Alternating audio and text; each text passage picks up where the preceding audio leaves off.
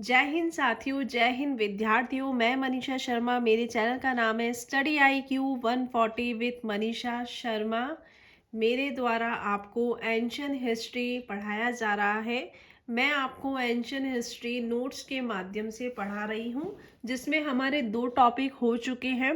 आपका प्रागैतिहासिक काल, दूसरा है सिंधु सभ्यता। आज जो हम देखेंगे वैदिक सभ्यता देखेंगे। हम जो हिस्ट्री पढ़ेंगे वो सीक्वेंस से पढ़ेंगे। पहले हम एंशियंट हिस्ट्री पढ़ेंगे, फिर उसके बाद मेडाइवल, फिर मॉडर्न, फिर वर्ल्ड हिस्ट्री। तो आज जो हमारा टॉपिक है वो है वैदिक सभ्यता। आज का टॉपिक है वैदिक सभ्यता। हमारा सिंधु सभ्यता हो चुका है। आप मेरे स्टडी IQ 140 विथ मनीषा के पे जो प्लेलिस्ट बनी हुई है एंशियंट हिस्ट्री, उसमें आपको 2 टॉपिक पूरे मिलेंगे। मैंने आपको नोट्स के माध्यम से पढ़ाया है ताकि आपके कम समय में अच्छा और ज़्यादा मटेरियल मिल सके। वैदिक सभ्यता जो है वो आपके 1500 BC से 600 BC का समय है। वैदिक सभ्यता में हम देखेंगे अवधारणा, देखेंगे विभाजन, देखेंगे जानने के स्रोत, देखेंगे। अवधारणा में हम देखेंगे परिचय, स्वरूप, निर्माता, विस्तार, कालक्रम। विभाजन में देखेंगे हम पूर्व वैदिक, उत्तर वैदिक। पूर्व वैदिक जो है, पूर्व वैदिक का जो समय है वो 1500 से 1000 BC है। उत्तर वैदिक का जो समय है वो 1000 से 600 BC है।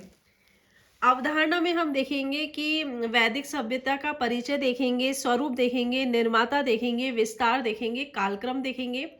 विभाजन में हम पूर्व वैदिक, जब वैदिक सभ्यता से पूर्व का समय, जब सभ्यता आती है उसके मतलब एक सभ्यता के बाद दूसरी सभ्यता आती है, तो उससे पहले का जो टाइम पीरियड है वो पूर्व वैदिक, उत्तर वैदिक सभ्यता के बाद का। उत्तर वैदिक जानने के स्रोत, पुरातात्विक और साहित्यिक स्रोत। ठीक है साथियों, हम पूर्व वैदिक में देखेंगे इसका राजनीतिक, धार्मिक, सामाजिक, आर्थिक जीवन।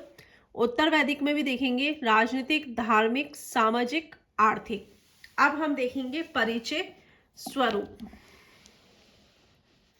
हड़प्पा सभ्यता के अवशेषों पर 1500 से 600 BC के मध्य रही सभ्यता को वैदिक सभ्यता कहा जाता है।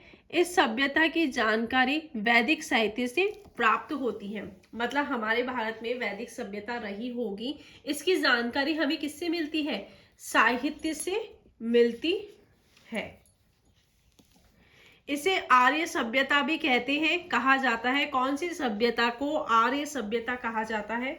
आपकी वैदिक सभ्यता को आर्य सभ्यता कहा जाता है, क्योंकि इसके संस्थापक आर्य थे। आर्य शब्द गुणवाचक है, जिसका अभिप्राय श्रेष्ठता से है, जिसका अभिप्राय श्रेष्ठता से है। अब इसके निर्माता, अब अलग अलग विद्वानों ने कहा है कि इसके निर्माता कौन है। तो हम देखेंगे इसके निर्माता भारत भी रहे, भारत के लोग, आर्कटिक प्रदेश, यूरोप और एशिया के अन्य भागों से। पहले देखेंगे कि ये जो वैदिक सभ्यता से जो के निर्माता थे वो आर्य थे। आर्य कहाँ के थे? ये मतलब इनकी जो निर्माता है, निर्माता कहाँ है? आर्यों को कहा है इनके निर्माता, लेकिन ये निर्माता कहाँ के थे? तो हमने इसको 4 भागों में बांटा है। जिन विद्वानों ने जैसे कहा कि आर्य जो थे वो आपके भारत के थे, आर्कटिक प्रदेश के थे, यूरोप के थे, एशिया के अन्य भागों से थे। पहले हम देखेंगे भारत के थे। आर्य सप्त सैंधव प्रदेश के थे। आर्य कहाँ के थे? सप्त सैंधव प्रदेश के थे।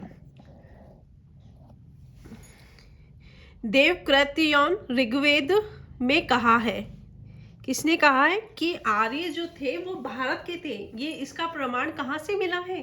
ऋग्वेद से मिला है। ऋग्वेद में कहा है, देवासुर संग्राम, देवता जीते असुर पराजित हुए। असुर ईरान की तरफ गए और अहुर मजदा देवता जैन अवस्था असुरों का ग्रंथ। मतलब देवता जो जीते थे वो तो भारत में रहे, और जो असुर थे वो ईरान की तरफ गए। इसका हमें कहाँ वर्णन मिला है? जैन अवस्था असुरों का ग्रंथ में मिला है। और इसको कहने वाले कौन है? अविनाश चंद्र दास ने बोला है कि आर्य जो थे वो भारत के थे। अविनाश चंद्र दास व संपूर्णानंद ने कहा है, इनकी बुक है ऋग्वैदिक इंडिया, बुक लिखी है इन्होंने। सप्त सैंधव में रहे और ऋग्वेद में लिखा है, वरुण देवता बना है। ये कहा है आर्य जो थे वो भारत के थे। आर्य सप्त सैंधव प्रदेश के थे। इनका उल्लेख हमें ऋग्वेद में मिलता है। ऋग्वेद के जैन अवस्था असुर ग्रंथ में लिखा है कि जो देवता थे वो तो यहीं रहे, देवता जीते थे, और जो असुर हारे थे वो ईरान की तरफ चले गए। इसका वर्णन आपके अविनाश चंद्र दास और संपूर्णानंद ने किया है। इनकी बुक है ऋग्वैदिक इंडिया, बुक लिखी थी। सप्त सैंधव में रहे, ऋग्वेद लिखा और वरुण देवता थे। उस समय जो देवता थे वो वरुण देवता थे। नेक्स्ट अपन देखेंगे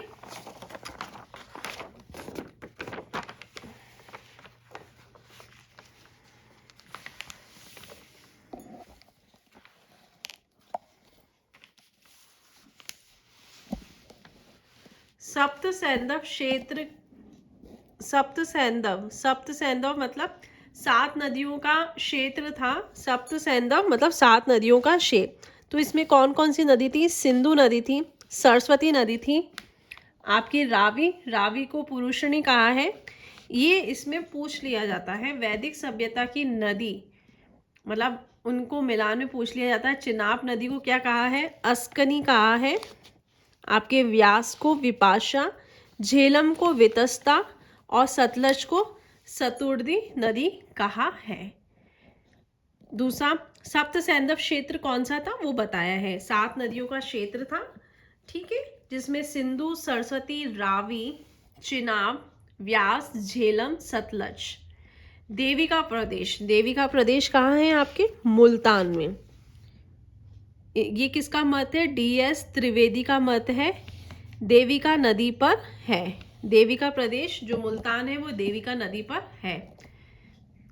फिर है ब्रह्मर्षि देश में कौन कौन सा आएगा? आपके कुरु आएगा, पांचाल आएगा, मत्स्य आएगा, शूरसेन क्षेत्र आता है। आपसे पूछ ले कि ब्रह्मर्षि देश में कौन कौन से क्षेत्र आते हैं, तो आप बोलोगे कुरु, पांचाल, मत्स्य, शूरसेन क्षेत्र आता है। सरस्वती और द्वादशी ये मुख्य नदियां हैं। सरस्वती, द्वादशी मुख्य नदियां हैं। पंडित गंगानाथ का मत था। इसमें पूछ लेते हैं ब्रह्मर्षि देश किसने कहा है? आपके गंगानाथ ने कहा है। देविका प्रदेश आपके DS त्रिवेदी ने कहा है, इनका मत है। कश्मीर मतलब ये सप्त सैंधव का जो क्षेत्र है ना, कौन से क्षेत्र को कहा है? कश्मीर आपका ये LD कल्ला का मत है। मध्य प्रदेश आपका विंध्याचल प्लस विंध्याचल, ये किसने कहा है? राजबली पांडे ने कहा है। ये आपके सप्त सैंधव क्षेत्र है। सप्त सैंधव क्षेत्र में 7 नदियां हैं, सिंधु, सरस्वती, रावी, चिनाब, व्यास, झेलम, सतलज। आपके रावी को पुरुषणी, चिनाब को अस्कनी, व्यास को विपासा, झेलम को वितस्ता, सतलज को सतुर्दी। अब देविका प्रदेश किसने कहा है? DS द्विवेदी का मत है, देविका नदी पर है। ब्रह्मर्षि देश किसने कहा है? पंडित गंगानाथ ने कहा है। इसमें कौन कौन से क्षेत्र आते हैं? कुरु, पांचाल, मत्स्य, शूरसेन क्षेत्र आता है। इसमें कौन सी नदियां हैं? सरस्वती और द्वष्दती। कश्मीर में है द्वष्दवर्ती, बोलने में थोड़ा सा। कश्मीर LD कल्ला का मत है। मध्य प्रदेश विंध्याचल प्लस MP, राजबली पांडे, ठीक है। अब ये हमने देखा, ये भारत के थे। भारत में भी कहाँ के थे ये हमने देखा। अब ये है कि आर्य जो थे आर्कटिक उत्तर ध्रुव से आए थे। ये कह रहे हैं आर्य कहाँ से आए थे। पहला मत हम देख चुके हैं, भारत के थे। अब दूसरा देखेंगे, आर्कटिक उत्तर ध्रुव से आए थे। बाल गंगाधर तिलक ने अपनी पुस्तक आर्टिक ऑफ द वैदिक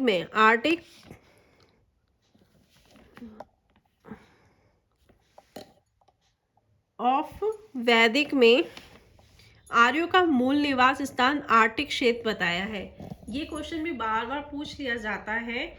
बाल गंगाधर तिलक ने आर्यों को कौन सा स्थान बताया है, तो उन्होंने आर्टिक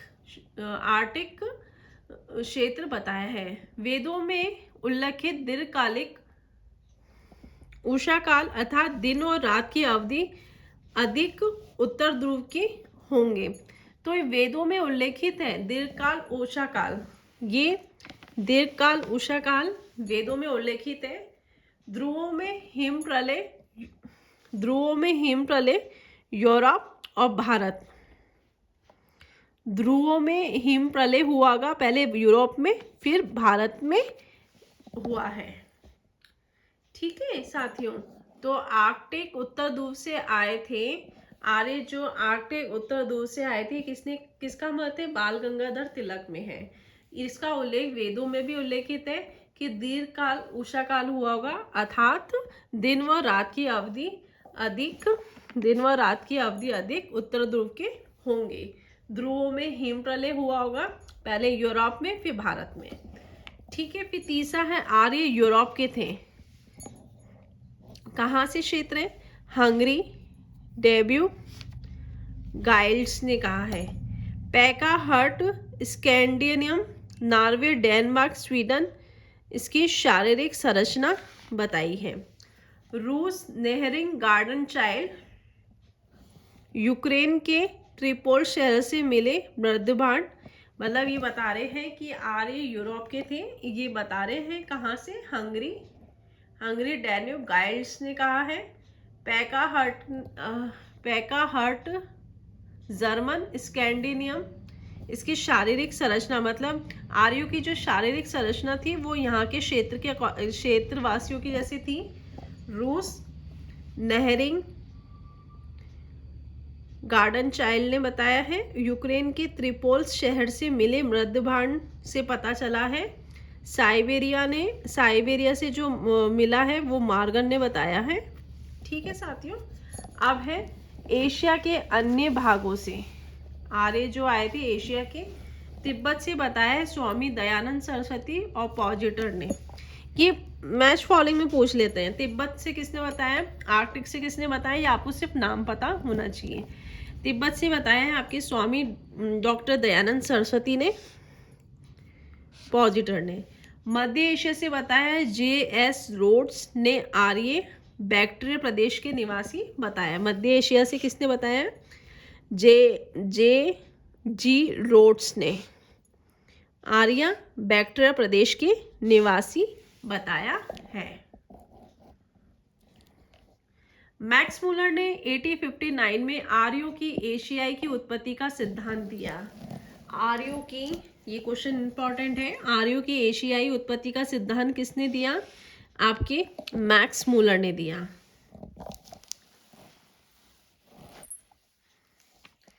कैस्पियन सागर शेयर्स ने बताया। किर्गिस्तान आपके बैंडस्टाइन और पामीर पठार आपके मेयर कीप ऑक्डनबर्ग ने। काला सागर बैंके ने बताया।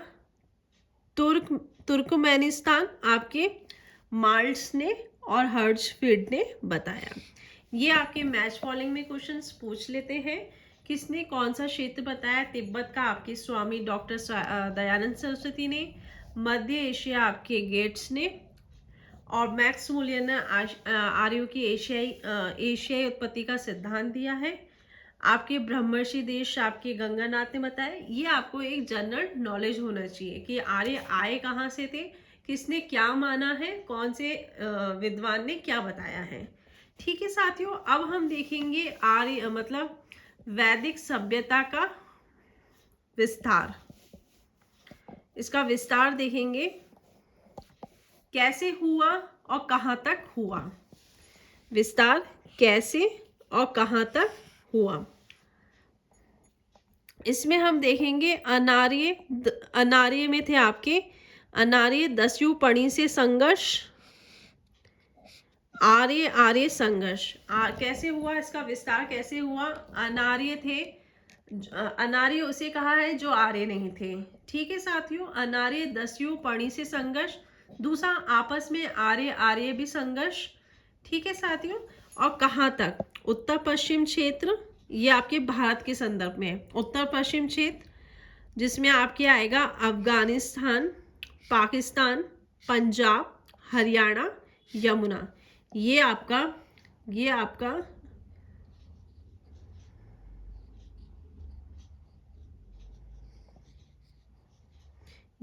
भारत है, और ये भारत के संदर्भ में कह रहा है उत्तर पश्चिम क्षेत्र। ये उत्तर है, ये पश्चिम है, जिसमें आपके अफगानिस्तान, पाकिस्तान और पंजाब, हरियाणा, यमुना क्षेत्र है। अब इसका विस्तार कैसा हुआ, मतलब आप देखना, किसी भी क्षेत्र का जब इतिहास में हम कोई भी घटना देखते हैं और किसी भी क्षेत्र का जब विस्तार होता है तो वहां पर एक संघर्ष हुआ होगा, और उस संघर्ष में एक जना हारा होगा और एक जना जीता होगा। जो जीतता है और वो उस क्षेत्र का विस्तार करता है। तो इसमें हम देखेंगे मतलब वैदिक सभ्यता का विकास कैसे हुआ होगा। तो इसमें हम देखेंगे जब आर्य और अनार्य में संघर्ष हुआ, ये इंपॉर्टेंट है, इसमें से आपसे क्वेश्चन पूछ लिया जाता है, तो आप ध्यान से सुनना और ध्यान से देखना और ध्यान से नोट भी करना। जब आर्य और अनार्य में संघर्ष हुआ, आर्य और अनार्य में संघर्ष हुआ, आर्य जब मध्य एशिया से भारत आए तो उनको यहाँ के मूल निवासियों, साधारण जनता, जिसे दस्यु और पणी से संघर्ष हुआ। साधारण जनता से भी हुआ, दस्यु और पणी से संघर्ष हुआ, चूंकि अपने अलावा सभी को वो अनार्य मानते थे। आर्य वो है जो आर्य है, अनार्य वो जो आर्य नहीं थे। इस कारण इस संघर्ष को आर्य अनार्य संघर्ष कहा जाता है। ऋग्वेद अनेक स्थानों पे विभिन्न अनार्य जातियों यथा अच, पिशाच, यश, शुक्र, किकट इत्यादि का उल्लेख है। अनार्य में आपकी कौन कौन सी जाति आ जाएगी? यथा अच, पिशाच, यश, शुक्र, किकट इत्यादि का उल्लेख है। ठीक है साथी, आर्य में कौन है? दस्यु और पणी, ये तो आपके आर्य थे। अनार्य में कौन है? यथा, अनार्य में या अज, पिशाच, यश, शुक्र, किकट इत्यादि का उल्लेख है। आर्य अनार्य संघर्ष में आर्य जीत गए। तत्पश्चात आर्यों में अनार्य क्षेत्र को अपने अधीन कर मूल निवासियों, मैंने कहा क्या कहा, कोई भी संघर्ष होता है उसमें युद्ध होता है, युद्ध में एक की हार होती है, एक की जीत होती है। जो जीत जाता है वो हारने वाले के क्षेत्र को अपने अधीन कर लेता है। आर्य और अनार्य संघर्ष में आर्यों की जीत हुई। तत्पश्चात आर्य अनार्य क्षेत्रों को अपने अधीन कर मूल निवासियों अनार्यों को अपना दास बना दिया।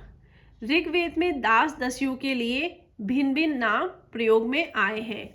दास दस्यु, आर्यों ने जब अनार्यों को पराजित किया तो आर्यों ने अनार्यों को अपना क्या बना लिया? दास बना लिया, जिसे हम दस्यु भी कहते हैं। ठीक है साथियों, अब हम देखेंगे इनका भिन्न भिन्न नाम का मतलब, ये जो दस्यु है ना, इनको भिन्न भिन्न नामों से संज्ञा दी गई है। अनास क्या है? जिसकी नाक चपटी हो, ये आपको पता होना चाहिए। अनास जिसकी नाक चपटी हो। मृदवाक निम्न स्तरीय भाषा। अदेव्यु देवताओं को न मानने वाला। अनव्रत क्या था? विदेकतर कार्य करने वाला। अक्रमण क्रमहीन, ये क्या किसी कहा है? जो दास बने ना, आर्य और अनार्य में जो लड़ाई हुई और अनार्य जो थे उनको दस्यु कहा है, दास कहा है। उनको किन किन नामों से जाना जाता है वो कहा गया है। अनास जिसकी नाक चपटी हो। मृदवाक भिन्न स्तरीय भाषा बोलने वाला। अदेव्यु देवताओं को न मानने वाला, अनव्रत विवेकतर कार्य करने वाला, अक्रमण क्रमहीन, शीशन देवा लिंग पूजा, अब्राह्मण धार्मिक परंपराओं में अविश्वास, अयज्ञवन यज्ञ नहीं करवाने वाला, देवाव्यु देवताओं को अपवित्र करने वाला। ये सब दासों को कहा गया है, जो अनार्य है उनको कहा गया है। फिर है आर्यों की जीत के निम्न कारण थे। आर्य किलों से परिचित थे। देखो साथियों, हम इतिहास पढ़ते हैं, चाहे वो हमारा प्राचीन भारत का इतिहास हो, मध्यकालीन भारत का इतिहास हो, या आधुनिक भारत के इतिहास में जो भी हम देखते हैं, हमने देखा सिंधु सभ्यता देखा। सिंधु सभ्यता नगरीय सभ्यता थी, तो वहाँ पे नगर नियोजन था, वो पश्चिम और पूर्वी भाग में बंटा हुआ था। हमने देखा पश्चिम भाग जो था वो किलों से टीलियां बना हुआ था। तो देखो आर्य जो थे ना, वो किलों से परिचित थे, तो वो जानते थे हमारे को अगर सुरक्षा करनी है, अपने जगह की सुरक्षा करनी है, तो किला होना बहुत ज़रूरी है, किलेबंदी करना बहुत ज़रूरी है। तो आर्य किससे परिचित थे? किलों से परिचित थे। आर्य घोड़े रथ के सहारे लड़ते थे। इनके जीत के कारण देखो, इन्होंने सबसे पहले तो अपने आप को सुरक्षित किया, और सुरक्षित करने के लिए उन्होंने सबसे पहले क्या किया? किले बनाए। तो आर्य किससे परिचित थे? किलों से परिचित थे। आर्य घोड़े और रथ के सहारे लड़ते थे, मतलब इनको ये लोग घोड़े से भी परिचित थे और रथ का इस्तेमाल करना जानते थे। आर्यों के पास तीर, तलवार, भाले, शिरोस्त्राण, ढाल जैसे शस्त्रों का उपयोग किया। मतलब ये अगर युद्ध में उतरते थे तो ये सभी, मतलब तीर चलाना भी जानते थे, तलवारबाजी भी जानते थे, भाले का उपयोग भी, शिरोस्त्राण, ढाल जैसे शस्त्रों का उपयोग करना जानते थे। पूर्व और चरिष्णु किलों को हवस करने वाला यंत्र है। देखो आपको पता होना चाहिए वैदिक काल का किलों को हवस करने वाले यंत्र का नाम क्या है? तो वो है पूर्व चरिष्णु। पूर्व चरिष्णु ये इंपॉर्टेंट है। ये वैदिक काल में किलों को हवस करने वाला यंत्र है। आर्यों ने सेना के कई भाग बना रखे थे। आर्यों ने सेना, मतलब ये सेना को अलग अलग भागों में बांट के चलते थे। इनकी जीत के कारण पड़ रहे, आर्यों और जब अनार्यों में युद्ध हुआ तो आर्यों की जीत हुई और अनार्य हार गए। अनार्य वो है जो आर्य नहीं थे। हमने थोड़ी देर पहले देखा कि अनार्यों को इन्होंने किस किस भाषा में उनको बोलते थे, जैसे अनास, अदेव्यु, अनव्रत, अकर्मण, शीशन देवा, अब्राह्मण, अयज्ञवन, देवाव्यु। जो वैदिक नियमों को नहीं मानता था, वैदिक आचरण में नहीं रहता था, वो सब अनार्य थे। ठीक है साथियों, अब हम देख रहे हैं आर्य और अनार्यों की जब युद्ध हुआ तो आर्य की जीत के जो कारण थे वो ये थे कि आर्य किलों से परिचित थे, आर्य घोड़े रथ के सहारे लड़ते थे, आर्यों के पास तीर, तलवार, भाले, शिरोस्त्राण, ढाल जैसे शस्त्रों का उपयोग किया। पूर्व चरिष्णु किले को हवस करने वाला यंत्र था। आर्यों ने सेना के कई भाग बना रखे थे। हरयूपिया युद्ध, आर्यों ने अनार्यों को पराजित किया। हरयूपिया युद्ध में, ये वैदिक काल में एक युद्ध हुआ था।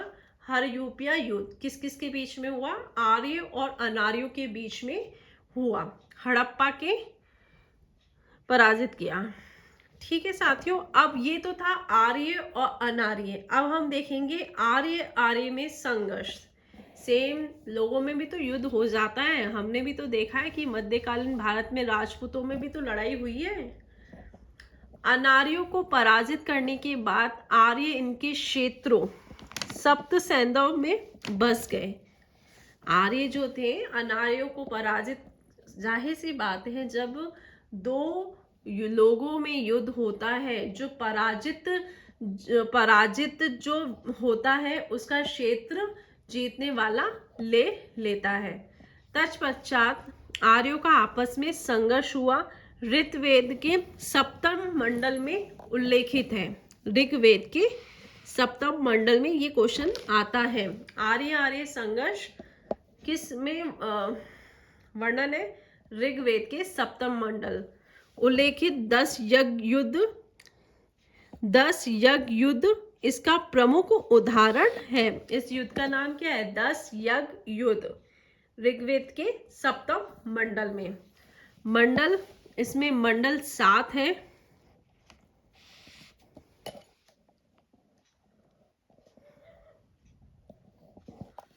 ऋग्वेद के 18, 33, 83 श्लोक में इसकी जानकारी मिलती है।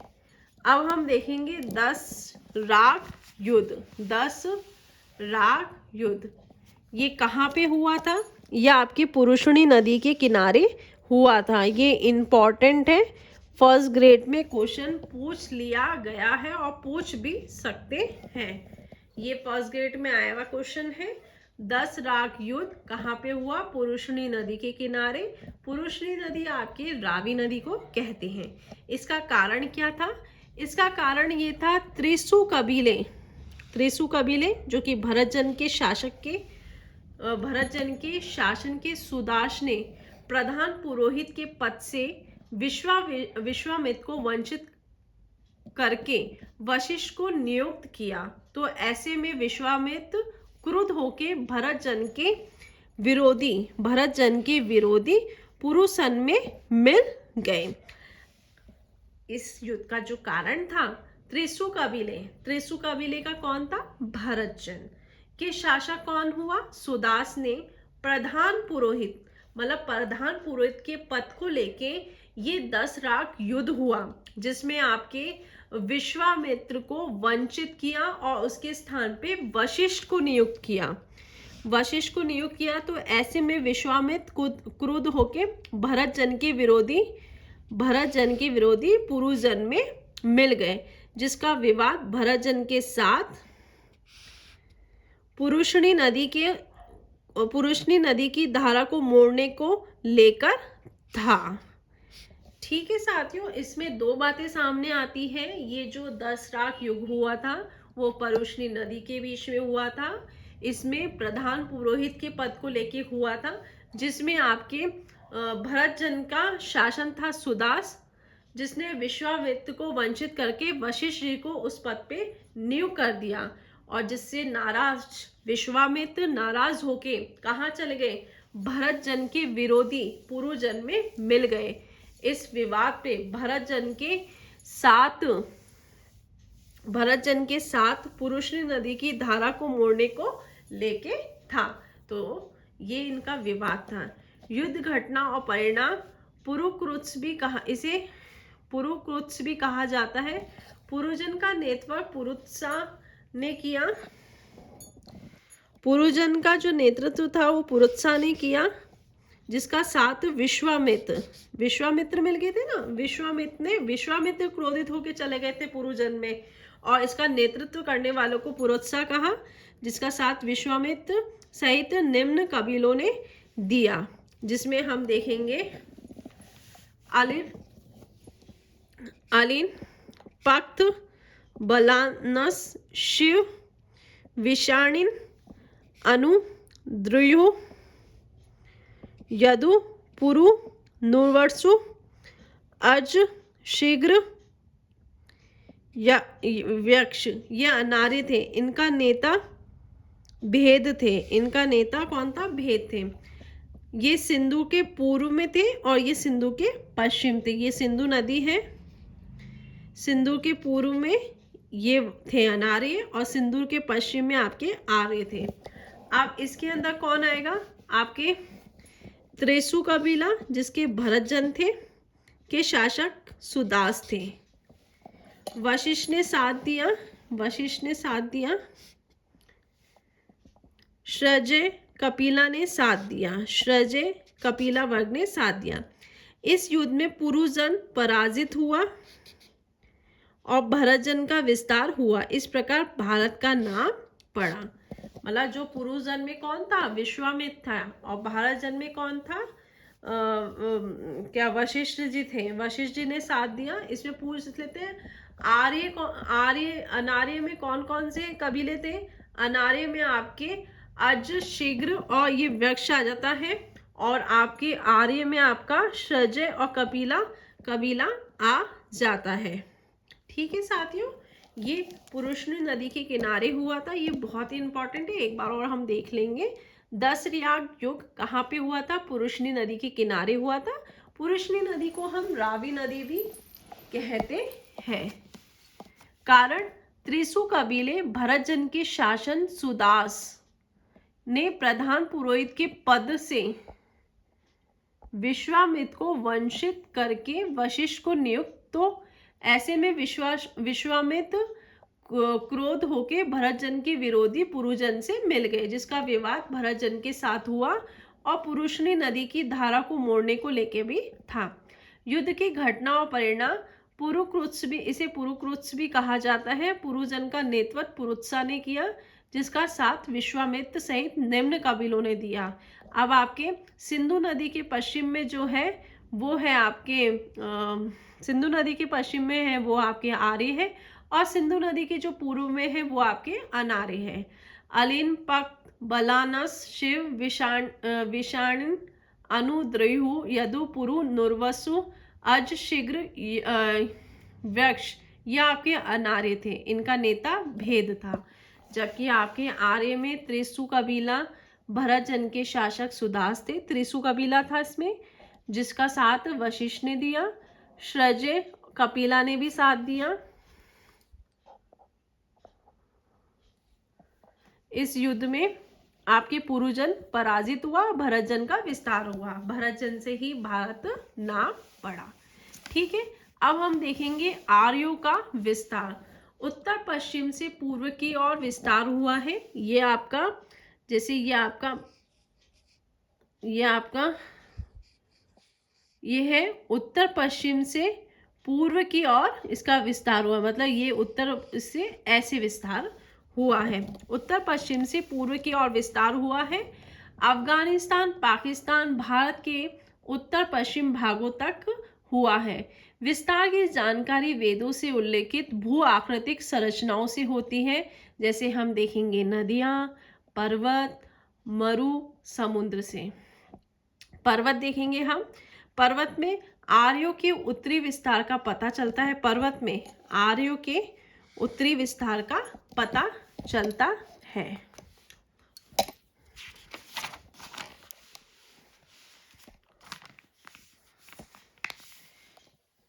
हिमालय का पता चलता है। देखो ये हिमालय है, इसमें मूंजवत चोटी है, हिंदू कुश, जहाँ से हमें सोमरस, ये मूंजवत पर्वत से ही सोमरस लाया गया था।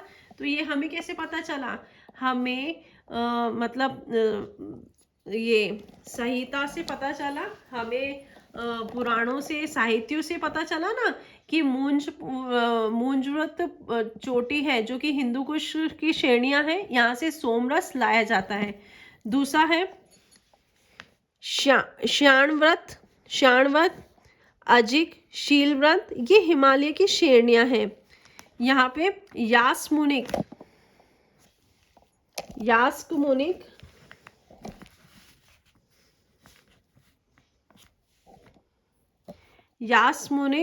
थे, जहाँ पे अजिंक नदी निकलती है। हिमालय पे थे ना यास्क मुनि, यहाँ पे अजिंक नदी निकलती है। तो पर्वत से हमें पता चलता है जो हिमालय तक का विस्तार है, उत्तर पश्चिम में से उत्तर पूर्व से विस्तार होता है। मूंजूर पर्वत से हमें पता है देवताओं ने यहाँ से सोमरस लाया जाता है देवताओं के द्वारा। यहाँ पे जो यास्क मुनि है वो उन्होंने हिमालय पे रहे, जहाँ से अजिंक नदी निकलती है। दूसरा है नदियाँ, ये सब वेदों में उल्लेख है, इसलिए हमें पता चलता है कि जो वैदिक सभ्यता है, वैदिक का जो विस्तार है वो आपके पर्वतों से, पर्वतों में भी हिमालय पर्वत के आपके मूंजवृत्त चोटी हिंदू कुश श्रेणी है, वहां से देवताओं द्वारा सोमरस लाया गया था। इसका वर्णन हमें वेदों में मिलता है। ऐसे ही यहाँ पे जो यास्क मुनि हुए हैं, यास्क मुनि है, जहाँ से अजिंक्यक नदी निकलती है। दूसरा है नदियाँ। वेदों से 40-42 नदियों का उल्लेख है। वेदों में 40-42 नदियों का उल्लेख है, जिनमें से 31 नदियों को पहचाना जा चुका है। 25 नदियों का उल्लेख ऋग्वेद में, 21 नदियों का उल्लेख नदी सूक्त में मिलता है। 25 नदियों का उल्लेख तो हमें ऋग्वेद में मिलता है और 21 नदियों का उल्लेख हमें नदी सूक्त में मिलता है। मतलब इनका कहने का मतलब ये है, जो वैदिक सभ्यता है, वैदिक सभ्यता का विकास जो है वो भारत के उत्तर पश्चिम से लेके पूर्व की ओर हुआ है, जिसका प्रमाण हमने पर्वत देखा। पर्वत भी कौन सा? हिमालय। हिमालय का जो मूंजव्रत चोटी है, जो हिंदू कुश पर्वत है जिससे सोमरस लाया गया था, वो हमें वेदों में इसका उल्लेख मिलता है। अब जब हम नदियों की बात करते हैं, नदियों में वेदों से 40-42 नदियों का उल्लेख है, जिसमें 31 नदियों को पहचाना जा चुका है। 31 नदियों को पहचाना जा चुका है। 25 नदियों का उल्लेख 25 नदियों का उल्लेख जो है वो आपके ऋग्वेद में हुआ है और 21 नदियों का उल्लेख आपके नदी सूक्त में हुआ है। ये वैदिक सभ्यता बहुत ही इंपॉर्टेंट टॉपिक है। इसमें से क्वेश्चन 5-6 पूछ लिए जाते हैं हर एग्जाम में, चाहे वो आपका फर्स्ट ग्रेड का एग्जाम हो, नेट का हो, असिस्टेंट प्रोफेसर का हो, रिट का एग्जाम हो, सेकंड ग्रेड का एग्जाम हो, उसमें वैदिक सभ्यता का टॉपिक जरूर है। इसको आप अच्छे से पढ़िए। ये जो मैं पढ़ा रही हूँ, जो मैं नोट्स के माध्यम से आपको पढ़ा रही हूँ, वो आपके फर्स्ट ग्रेड के लेवल का है, ताकि आपके सारे एग्जाम की दृष्टि से आपके हर एग्जाम क्लियर हो जाए, आपको कुछ भी इसके अलावा पढ़ने की जरूरत ना हो। इसमें हम देख रहे हैं, इसमें से 31 बोलने में लगातार बोलते हैं तो शब्द के उच्चारण में गलती हो सकती है, परंतु आप मेरे नोट्स को देख सकते हैं, इसमें कुछ भी त्रुटि नहीं है। ये ऑथेंटिक बहुत सारी किताबों का निचोड़ है, वो मैं आपको पढ़ा रही हूँ और ये बिल्कुल मतलब आप इस पे विश्वास कर सकते हैं, क्योंकि गवर्नमेंट एग्जाम आप दे रहे हैं तो आप क्या पढ़ रहे हो, कहाँ से पढ़ रहे हो, उसके लिए आपको सेटिस्फाई होना बहुत ज़रूरी है, जिससे आपका मनोबल टूटे ना। आप जो पढ़ रहे हो वो सही पढ़ रहे हो, ऑथेंटिक पढ़ रहे हो, इसमें आपका विश्वास होना बहुत ज़रूरी है।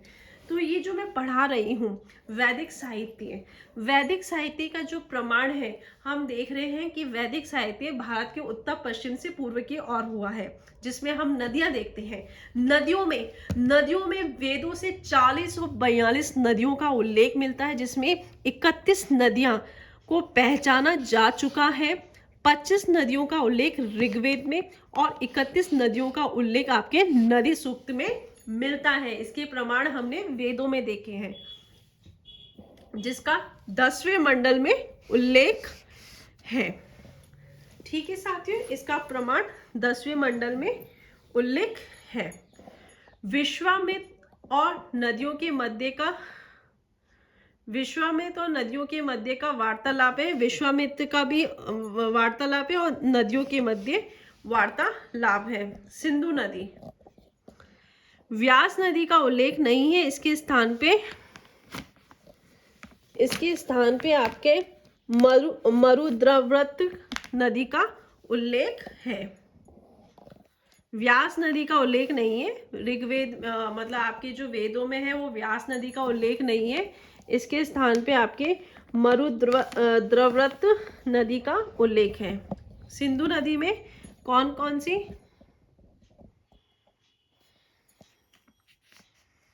स्वात, गोमल, कुब्रा, कृमि। ठीक है साथियों,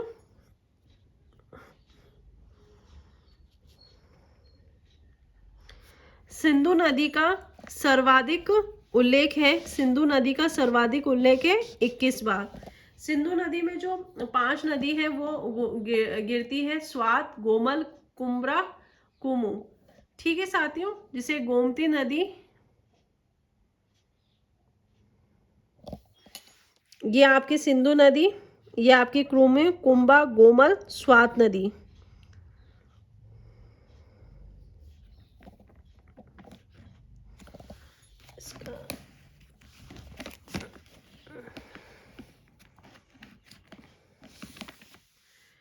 फिर हम देखेंगे सरस्वती नदी। सरस्वती नदी को सर्वाधिक पवित्र नदी माना है। धार्मिक कार्य संपादित किए जाते थे। आपसे पूछ सकते हैं वैदिक सभ्यता की सबसे पवित्र नदी कौन सी है, तो वो है आपकी सरस्वती नदी। और जबकि सबसे सर्वाधिक उल्लेख किसका हुआ है, वो है सिंधु नदी का। सिंधु नदी का आपका 21 बार उल्लेख हुआ है, ठीक है। और ये नदियों का वर्णन आपके 10वें मंडल में मिलता है। 10वें मंडल में नदियों का वर्णन मिलता है।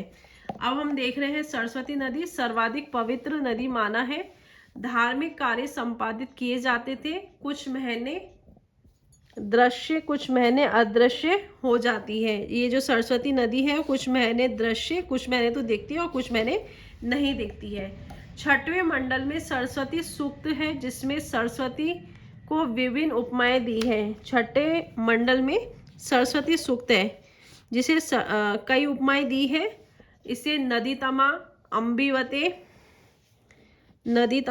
अंबिवते, देवीतमे, उदकवती, अग्रवती, कविता, सप्त सैंधव की जननी कहते हैं। आपकी सप्त सैंधव की जननी किसे कहा है, सरस्वती नदी को कहा है। वाणी भी कहते हैं, वाणी, ठीक है साथियों। सरस्वती नदी सर्वाधिक पवित्र नदी माना है। धार्मिक कार्य संपादित किए जाते हैं। कुछ महीने दृश्य रहती है, कुछ महीने दिखती है, कुछ महीने नहीं। 6ठे मंडल में सरस्वती सूक्त में सरस्वती को विभिन्न उपमाएं दी हैं, जिसे नदीतमा, अंबिवते, देवीतमे, उदकवती, अग्रवती, कविता, वाणी और सप्त सैंधव की जननी कहते हैं।